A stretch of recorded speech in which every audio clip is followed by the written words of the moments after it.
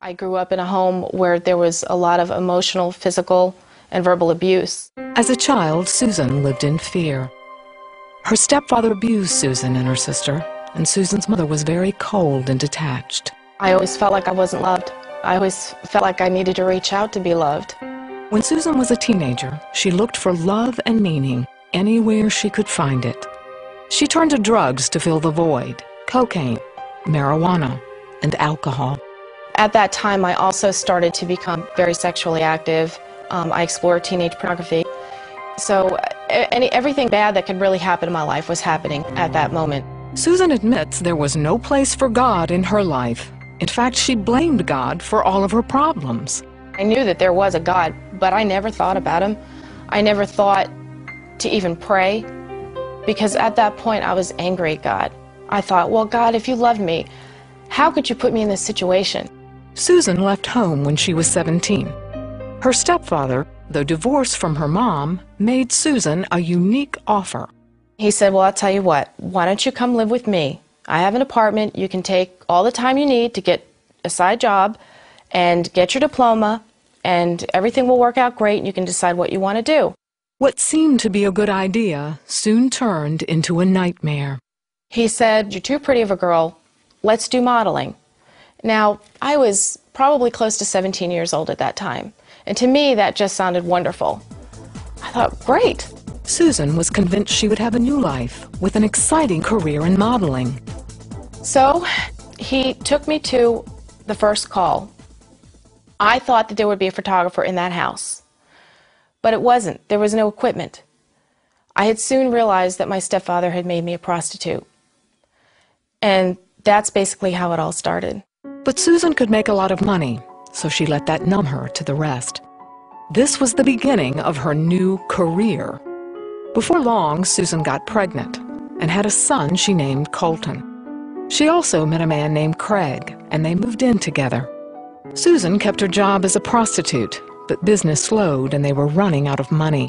So I decided that I needed to go to a bigger city, and that we would go up to Chicago and make a lot more money and be one big happy family.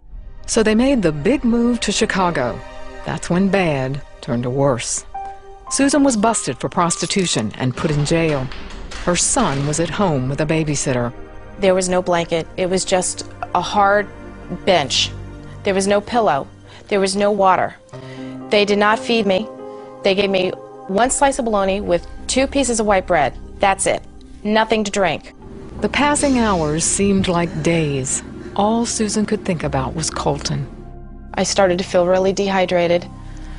I started to feel very hungry, but there was nothing that I could do about it. I felt so stripped of everything, and I started to feel like there was no hope. 24 hours turned into 2 days. 2 days turned into 3.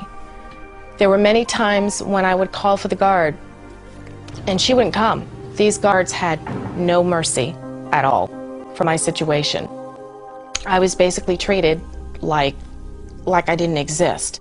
Susan was desperate. What another inmate told her didn't help. I told you, you were never going to get out of here. There is no way out. And it was then that I broke. I started to become frantic. And I remember just shaking those cell bars and calling somebody, and nobody would come, nobody would hear me. And I got down to the floor and I just said, God, whatever you do, this is my son. Don't take my son. I deserve this, but he doesn't. That was the first time that I had cried out to God in years.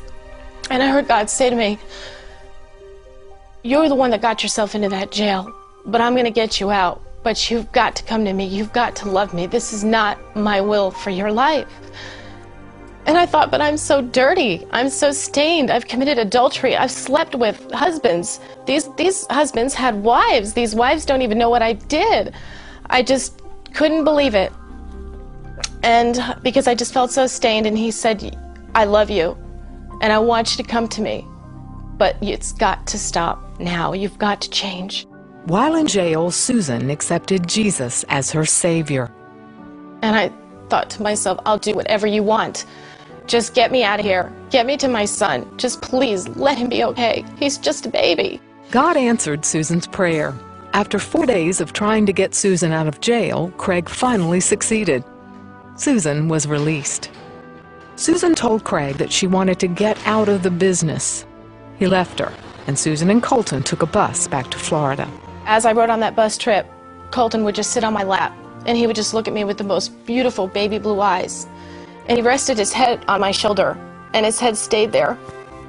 That was a very long 24 hours. But I knew that I had to change. I knew that I had to change. 3 years after dedicating her life to God, Susan met Stephen. They've been happily married for 13 years and have children of their own. My marriage to Steve I wanted to be really special. And I walked down the aisle wearing a white wedding dress, and I thought, God, I'm not worthy of this. People walk down the aisle in white wedding dress who are virgins. I am far from that.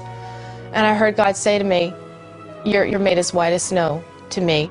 Her days as a prostitute are distant memories now, but Susan will never forget what God has done for her. For a long time, I thought I wasn't worthy because I thought that nobody could possibly have a past like me. Drugs, abuse, prostitution, teenage pornography.